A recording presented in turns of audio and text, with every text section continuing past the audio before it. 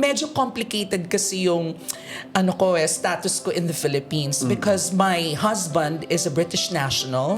We are legally married in the United Kingdom. We're Yes. married for 2 years.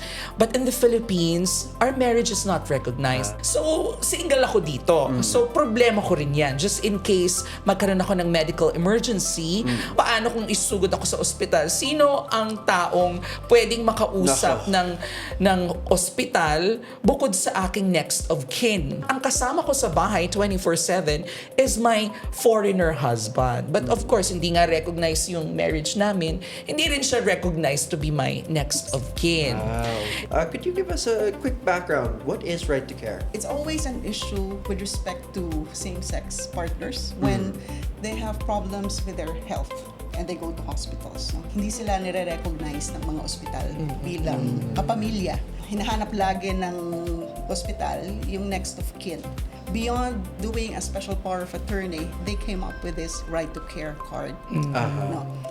It's really to make sure that same-sex partners are recognized, are given the respect as the medical proxy of their partners. Medical proxy.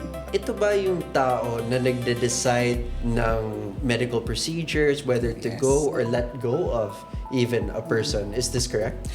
Tama po yun, Kong. But it's also being around, being the one present for the partner. No?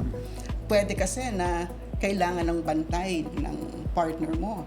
As next of kin, pag nag-stricto yung ospital, pwedeng sabihin ng ospital, hindi ka naman kaano-ano. Bakit ka nandito? Jervy, personal question. Yes. No? How does it feel na alam mo may mga batas sa ibang bansa that protect your rights, but here in your own home country, parang wala?